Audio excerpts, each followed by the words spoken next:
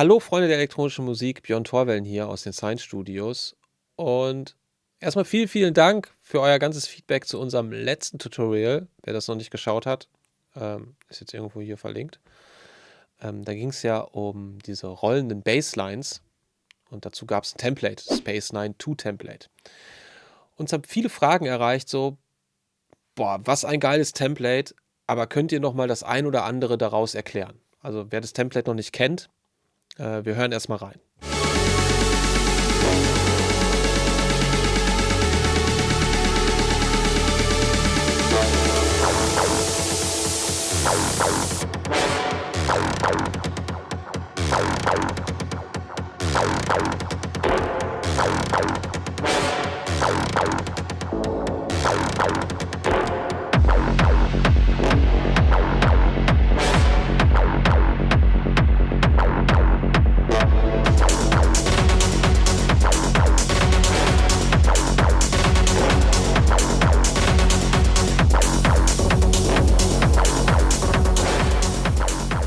Das Template ist wirklich voller Details. Ihr könnt da so viel entdecken und heute möchte ich auf ein ganz bestimmtes Thema eingehen, nämlich Call and Response. Call and Response zählt für mich zum Bereich der Komposition. Ja, wenn man die Arbeit mal in Prozesse einteilt, dann ist das so ein kompositorischer Teil, aber ist auch irgendwie dem Arrangement untergeordnet. Micro-Arrangement. Und wenn wir einen guten Call and Response haben, dann fällt uns das Arrangieren auch viel leichter. Und gerade bei diesen rollenden nach vorne Sounds können wir sehr gut mit Call and Response arbeiten. Wir schaffen es nämlich dadurch, mit einigen Elementen sehr viel Strecke auszufüllen und den Hörer nicht zu langweilen. Ja, was schnell passiert, wenn wir zum Beispiel nur eine Synthline haben oder meinetwegen auch zwei Synthlines, die sich aber irgendwie nicht so richtig unterhalten. Und genau darum geht es bei Call and Response. Es geht um das Gespräch der einzelnen Sounds. Der eine sagt was und der andere gibt die Antwort. Ja? Auf Deutsch sagt man dazu auch Frage und Antwort. Wenn ihr euch für Tutorials zu dem Thema interessiert, zum Beispiel für Arrangement oder auch für Mixdown oder Kickdrum Design, dieses Wochenende bei Ausstrahlung dieses Videos haben wir ein Flash Sale. Das bedeutet, bis zu 66% gibt es auf unsere Tutorials nur bis Sonntag 23:59 Uhr. Also checkt auf jeden Fall mal sign.de aus. Der Flash Sale ist hier verlinkt und in unseren Tutorials könnt ihr ganz viel lernen über Musikproduktion und bringt so eure eigenen Tracks richtig nach vorne. Wir gehen jetzt mal in die Session rein und wir beschäftigen uns diesmal eben nicht mit der Bassline aus dem Template, sondern wir beschäftigen uns mit den Synths. Wenn ihr mal ein Tutorial zu den Drums haben möchtet, schreibt es gerne mal in die Kommentare oder schreibt auch gerne mal in die Kommentare, wenn ihr euch einen bestimmten Style oder ein Remake von irgendeinem Künstler wünscht. Haut es einfach mal in die Kommentare und wir schauen, was wir tun können. Okay, beginnen wir mal unser Call and Response Beispiel mit dem Acid Sound. Ich lasse erstmal den Drum Loop so laufen. Wir befinden uns hier im Arrangement nach dem Drop, ziemlich am Klimax, wo ich euch das Ganze erkläre, weil da auch das meiste zusammenspielt. Und wir hören mal kurz die Stelle ab hier rein. Und zwar komplett mit allen Sounds. So.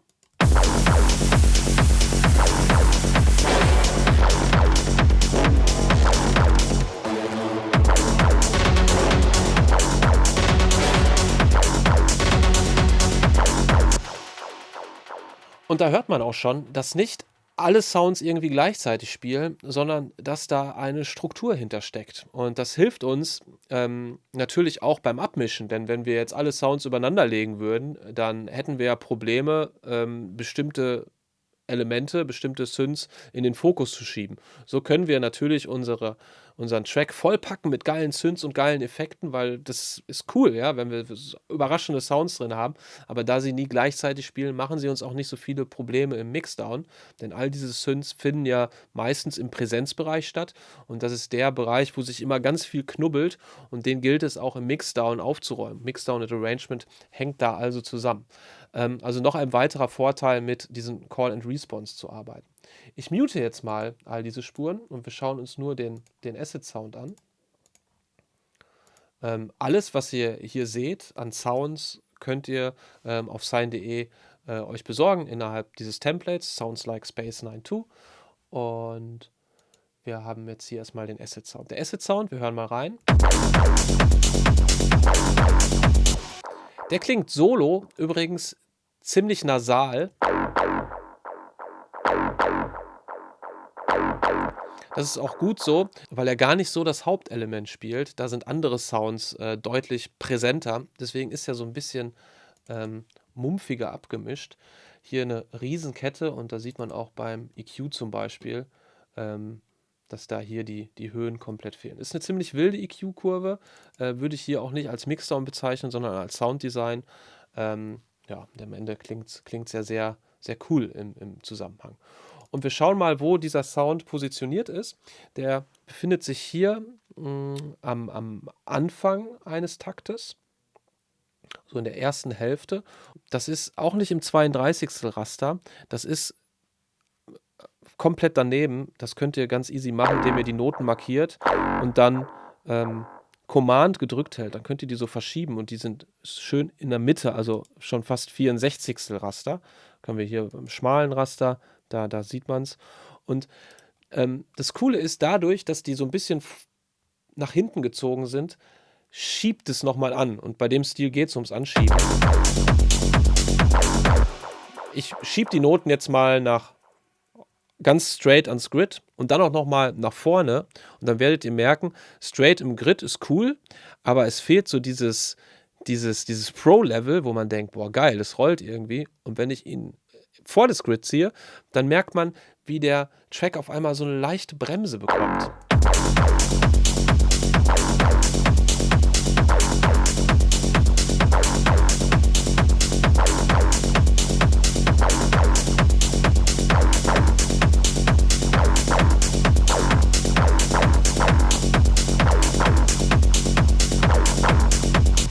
Ja, das bremst den Track. Und hier haben wir wirklich so diesen leichten, das schiebt es nochmal an. Außerdem auch praktisch diese Note, die hier auch auf der Kickdrum liegt, kommt nicht direkt auf der Kickdrum, sondern ein Stückchen danach und macht uns dann auch wieder den Mixdown einfacher. Es sind jetzt 2 Noten und wir haben ja hier ziemlich viel Platz. Also haben wir hier verschiedene Synths positioniert, die diesen Bereich ausfüllen und schon mal die erste Antwort geben. Ja? Und da mache ich mal diesen Brass-Shot rein. Das ist hier dieser Sound. Auch wieder sehr viel Processing drin. Wir hören mal rein.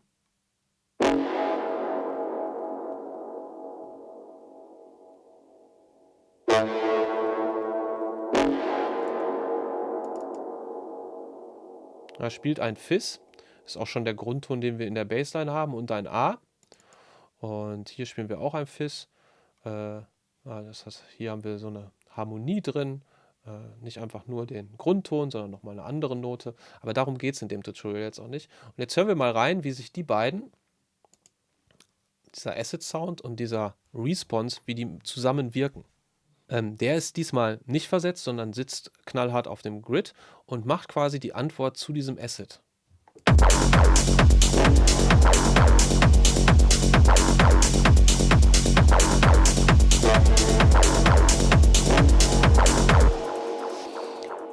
So, und ich weiß ja, dass Call and Response jetzt kein Geheimnis ist, aber viele machen da noch einige Dinge nicht so richtig. Weil, wenn ich jetzt überall hier diese Antwort reinbringe, dann wird es auch wieder langweilig. Und man sollte aufpassen, dass dieses Call and Response Prinzip nicht zu sehr geloopt klingt. Wenn ich jetzt hier plötzlich das überall drin habe, ich mache das einfach mal so, ja, dann.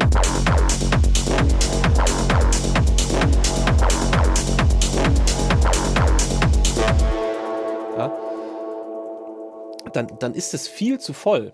Und ich finde auch, dass dieser Wechsel von hier nach da viel zu krass ist. Also dieser Bereich, also würde ich das jetzt so haben, fände ich das auch zu sehr geloopt. Ja? Und deswegen so ein bisschen random den Loop größer machen. Wenn wir uns mal schauen, ab wo der Loop erst beginnt, dann ist es hier. Das ist ziemlich groß, der Loop. Ich muss mal, da, so. Das ist ziemlich groß, der Loop.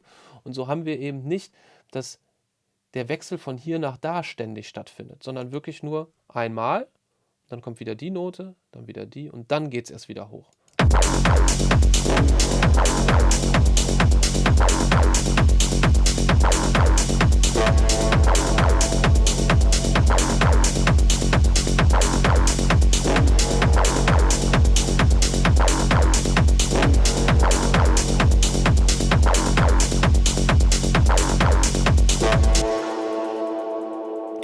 Ja, das bringt schon super viel Vibe rein, ist natürlich viel Reverb drauf und hat jetzt auch nicht mehr so diesen geloopten Eindruck, weil ich finde, also ich kann es mich nur wiederholen, wenn Call and Response zu geloopt klingt, dann macht mir das persönlich keinen Spaß. Ihr könnt gerne mal in die Kommentare schreiben, wie es bei euch aussieht, wenn ihr so irgendwie merkt, dass es einfach nur ein Loop ist.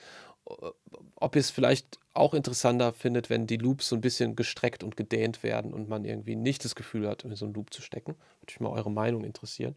Wir unterstützen diesen Sound jetzt hier noch, und zwar nur die untere Note, noch mit einem Layer. Das ist der hier. Beide zusammen. Und interessanterweise kommt der halt einfach ein bisschen vorgezogen. Und der sitzt auf dem Grid und dadurch bekommen wir so dieses leicht versetzte, so dieses abgehackt klingende. Dadum. Ja, wenn ihr euch gefragt habt, wie das funktioniert, ja, es sind zwei Sounds. Der eine kommt hier wieder out of the grid und der andere dann eben on point. Und wir können das auch mal so machen, dann sehen wir es ja wunderbar. Machen wir Fold. So, da sehen wir hier wieder eine.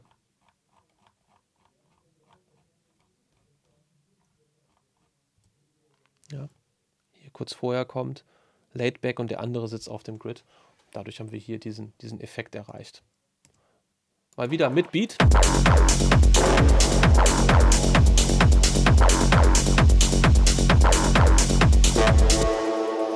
Und ich weiß nicht, ob ihr es fühlt, genau hier, wo man ihn schon sieht, erwartet man irgendwie nochmal eine weitere Antwort. Ja? Und wenn ihr mit so Responses arbeitet, sagen wir, dieser Acid Sound ist immer der Call und all das, was danach stattfindet, ist der Response, ist es auch noch ein Trick, unterschiedliche Responses zu nehmen, die zwar den gleichen Vibe haben, die gleichen Noten spielen, jetzt nicht zu krass auseinandergehen als Beispiel, aber eben noch eine andere Stelle dann unterstützen. Dann klingt es nämlich auch wieder nicht geloopt. Achtung, ich schalte mal den ein hier, wir hören den mal kurz solo. Das ist so dieser Sound, der so vorbei fliegt. Hier die Kette dazu. Wie gesagt, alle Sounds findet ihr auf sine.de in dem Template. Da könnt ihr euch das besorgen. Und jetzt hören wir nochmal den Call und die Responses zusammen.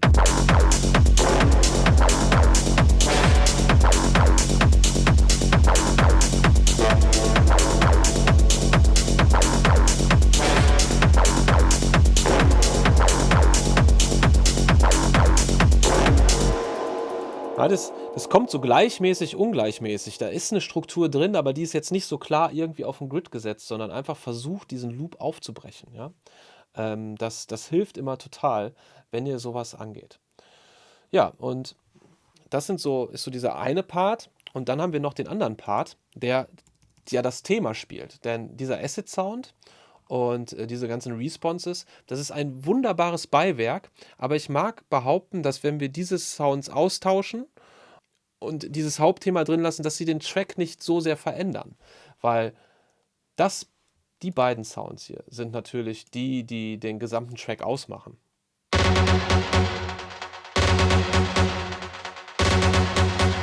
Vor allem hier in dem Break.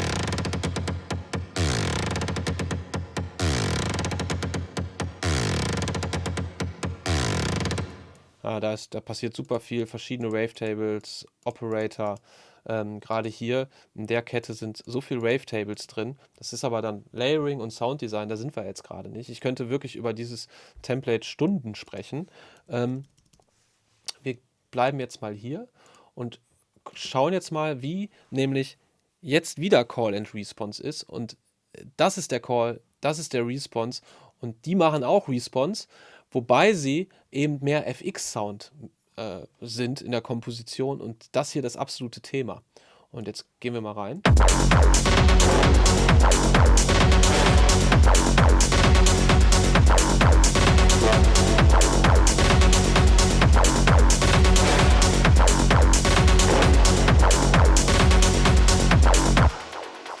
Und ich weiß, wie sehr, wenn unerfahrene Produzenten zum Beispiel sowas machen, dann wird schnell sowas durchgehauen, weil das ist der erste Sound. Man hat Lücken und die füllt man mit dem einen Sound aus. Und dann klingt es auf einmal so.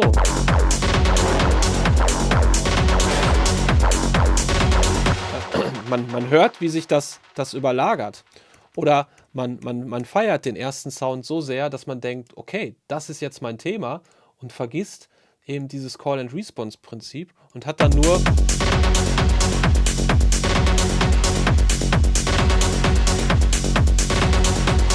ja, klingt vollkommen leer, erst durch diesen Acid-Sound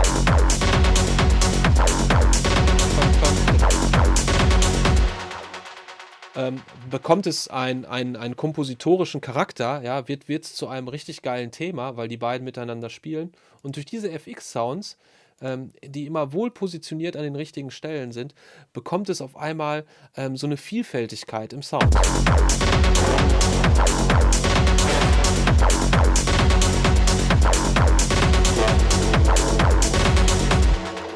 Ja, und der Vorteil, wenn ihr mit solchen Sounds arbeitet, ist dann hinterher im Arrangieren, denn ihr habt einfach super viel Material, wo ihr schon mit arbeiten könnt, bevor ihr das Thema komplett aufdeckt. Wer mehr über Arrangement wissen möchte, auf sign.de gibt es meinen Ultimate Arrangement Guide. Viele, viele Stunden, viele solcher Themen, wie ein vernünftiger Track aufgebaut ist, was es bedeutet, ein Thema aufzudecken, ein Thema zu verdecken und so weiter. Dieses Wochenende übrigens zum Angebot, ja, weil wir einen Flash-Sale haben, bis zu 66% Rabatt. Checkt es auf jeden Fall mal aus. Wir gehen noch mal kurz hier rein, dann hören wir wunderbar, wie wir hier am Anfang erstmal nur mit den Responses arbeiten und dann kommt langsam der Call dazu. Dadurch bekommen wir so eine Stimmung, ja.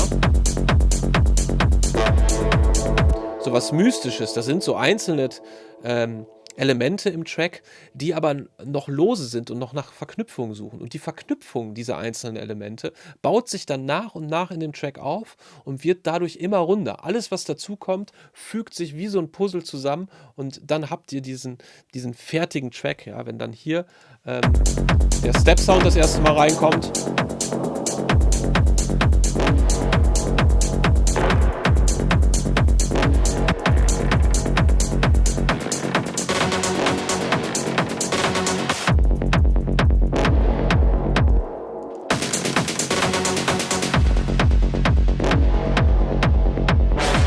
Ja, und dann kann man das Hauptthema auch mal rausnehmen. Trotzdem ist noch was da, weil ihr halt eure FX-Synths habt. Und hier auch nochmal super interessant. Wir kennen alle das Problem mit dem Drop und wir gehen mal rein in den Drop.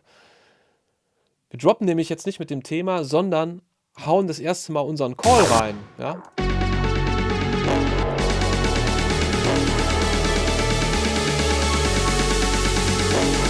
Jetzt kommt das erste Mal der Synth. Der Acid-Synth.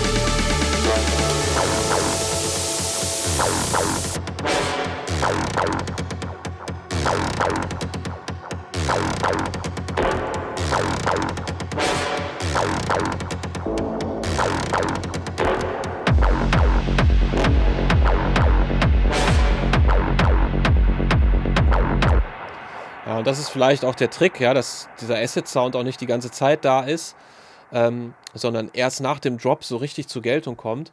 Und wenn dann unser Main-Synth wieder kommt, hier an dieser Stelle, dann geht auf einmal alles auf und das Puzzle ist endgültig zusammengesetzt.